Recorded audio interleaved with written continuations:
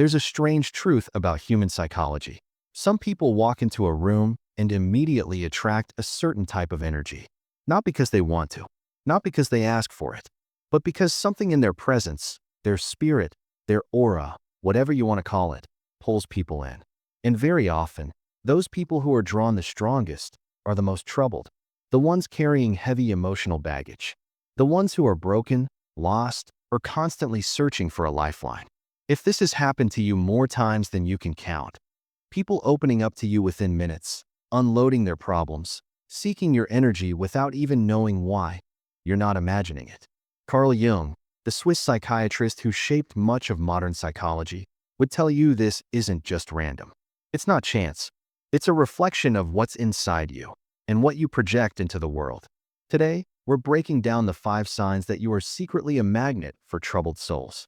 As we move through these signs, I want you to not just listen, but reflect. Ask yourself, is this me?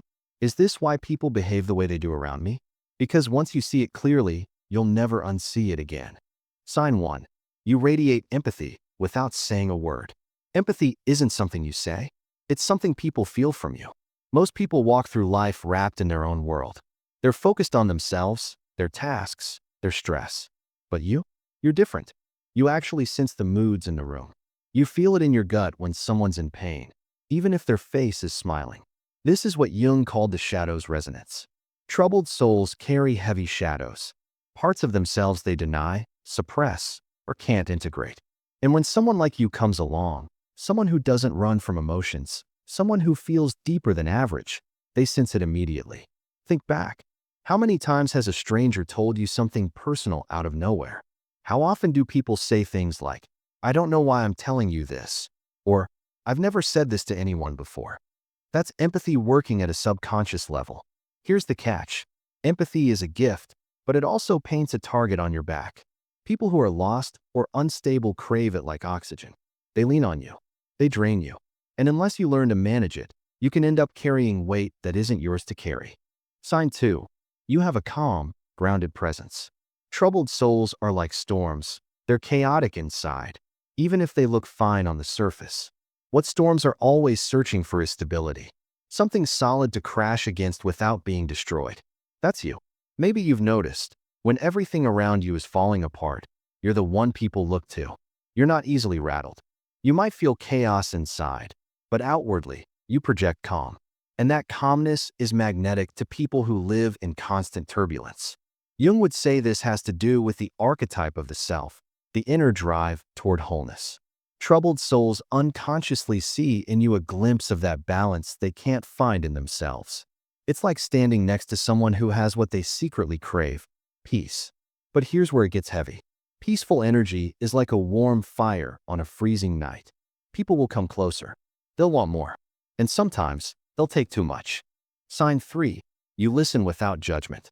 Most people don't really listen. They wait for their turn to talk. They judge silently while nodding politely. But you? When someone speaks, you actually hear them. You don't interrupt. You don't roll your eyes.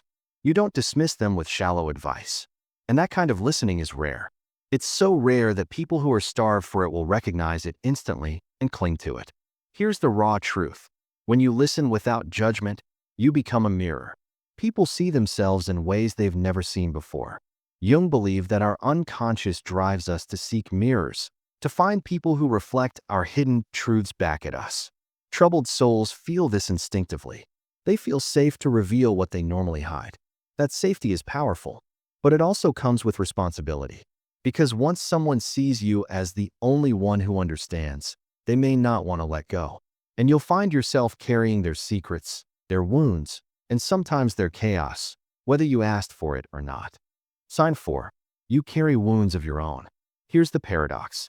The very thing that makes you a magnet for troubled souls is often the pain you've carried in your own past.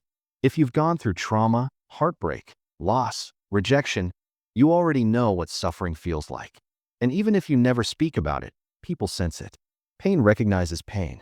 Jung would argue that it's the unconscious speaking to the unconscious. Think about it. You don't trust someone who's never struggled.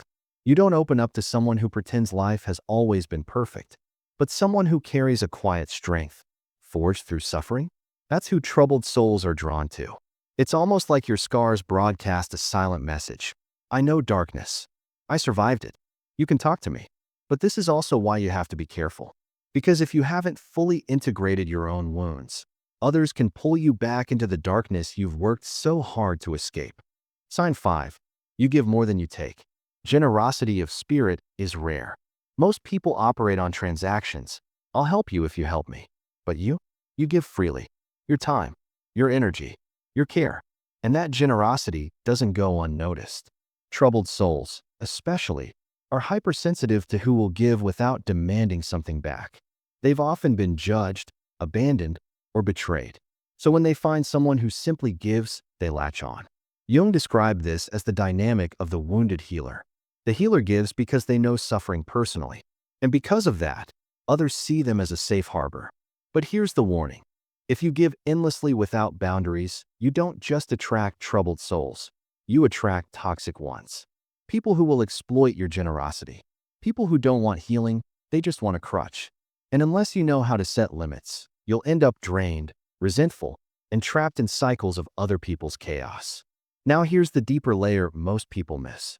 Being a magnet for troubled souls isn't random, it's archetypal. Jung would say you embody qualities that resonate with universal patterns. The healer, the sage, the empath. These archetypes naturally attract imbalance, because imbalance seeks balance. And the more you live in alignment with these archetypes, the stronger the pull becomes. But this raises a hard question. If you're wired this way, how do you protect yourself without shutting down your gift? How do you stay open without being consumed? Now, let's go deeper. Because it's one thing to recognize the signs, it's another to understand what they really mean for your life. You see, being a magnet for troubled souls is not just about what you give off. It's about the way your very psychology interacts with theirs. Carl Jung said, "The meeting of two personalities is like the contact of two chemical substances. If there is any reaction, both are transformed." That's exactly what happens when troubled souls are drawn to you. It's not just them changing. It's you too. Whether you realize it or not, every encounter shapes you, tests you, and forces you to confront parts of yourself you may not want to see. Let's come back to empathy. Because here's the hard truth most people don't tell you. Empathy is heavy. It's not soft and sweet like everyone makes it sound. It's a burden. When you walk into a room and instantly feel who's angry, who's sad, who's broken, that's not a gift that always feels good. It's exhausting. And Jung would say that your empathy doesn't just pick up the emotions of others, it awakens your own shadow. Every time you feel someone's pain, your own buried wounds stir. That's why, sometimes, after talking to a troubled person, you feel drained for hours. It's not just their pain, it's yours reflected back at you. Here's the challenge. You can't shut it off. Empathy doesn't come with a switch. What you can do is build boundaries. Not cold walls. Boundaries. Because if you don't, you'll find yourself sinking under the weight of emotions that were never yours to carry. Your calmness is magnetic. But understand this. Calm doesn't always mean peace. Sometimes calm is just control. You've learned to master your reactions. You've learned to hold steady even when chaos swirls around you. That's powerful. But here's the irony. Troubled souls aren't just attracted to your peace. They're also attracted to your strength. Why? Because deep down, they're looking for someone to hold their chaos. They want someone sturdy enough not to collapse when they fall apart. And that can put you in dangerous territory. Because without realizing it, you become a rock. Not for yourself, but for everyone else. And if you're not careful, you'll start to lose sight of your own needs. You'll become addicted to being the strong one, even when you're breaking inside. Jung warned of this when he spoke about inflation of the persona, where your outward role consumes your inner self. If you're always the calm one, always the stable one, you risk forgetting that you, too, are allowed to unravel sometimes. Let's strip it down. Listening sounds simple, but when you listen deeply, you're not just hearing words, you're entering someone's inner world. And here's the truth most people don't admit. That world can be dark, really dark. Troubled souls don't come to you with small talk. They come with confessions, with pain, with secrets, and sometimes with chaos that borders on dangerous. When you give them space to speak, you give them power to unload. That can feel like healing for them, but for you, it's a weight you didn't ask for. This is where Jung's idea of projection comes in. Troubled souls project parts of themselves onto you. They see you as the safe container for the parts they can't accept. You become their mirror, their confessor, their priest. And if you're not aware of it, you'll start to confuse their shadow with your own. That's why listening without judgment is noble, but it's also dangerous. Because if you don't anchor yourself, you'll carry pieces of their identity home with you. Let's talk about your scars. Because make no mistake, they show. Even if you've buried your past, even if you never talk about it, people sense it. And here's the twist. Your scars make you approachable. Someone who's never been broken is intimidating. They don't feel safe. But someone who's been through fire and still stands, that's magnetic. But let me ask you this. Have you really healed your wounds? Or have you just learned to hide them? Because there's a difference. Jung said, until you make the unconscious conscious, it will direct your life, and you will call it fate. If your wounds are still running the show, troubled souls don't just sense your strength. They sense your vulnerability. They'll lean on you, but they'll also pull you back into patterns of pain you thought you escaped. This is why your past matters. Not because it makes you weak, but because if it's unexamined, it makes you vulnerable. Now let's get brutally honest. Giving feels good. Helping feels noble. But here's the danger. Giving endlessly without boundaries doesn't make you a saint. It makes you a target. Troubled souls, yes, will appreciate your generosity. But broken people aren't the only ones who see it. Manipulative people see it, too. And they're not looking for healing. They're looking for exploitation. Jung described this as the shadow of the healer archetype. Every archetype has a shadow side. The healer's shadow is martyrdom, bleeding yourself dry for others, giving until there's nothing left. If you've ever felt resentful after helping someone, or if you've ever noticed that the more you give, the less respect you get, that's the shadow creeping in. And unless you recognize it, you'll repeat the same cycle. Give, get drained, feel used, and wonder why it keeps happening. Now let's step back. These 5 signs aren't random personality quirks. They're archetypal. In Jungian psychology, archetypes are universal patterns that live in the collective unconscious. They shape our behavior, our energy, and even the way others perceive us. When you embody empathy, calmness, deep listening, wounded strength, and generosity, you're stepping into archetypes like the healer, the sage, and the protector. And here's the paradox. These archetypes don't just attract the light, they also attract the shadow. Troubled souls are drawn to you because you represent what they lack. You're the stability to their chaos, the listener to their silence, the strength to their weakness. But if you don't integrate your own shadow, you'll drown in theirs. The crossroads you face. So here's where it gets real. Being a magnet for troubled souls isn't just about them, it's about you. It forces you to ask the hardest questions.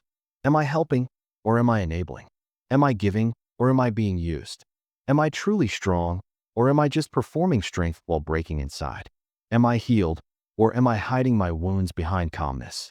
These questions aren't comfortable, but they're necessary.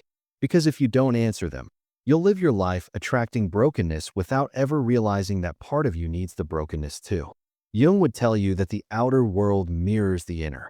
If troubled souls keep showing up in your life, it's not coincidence, it's a reflection.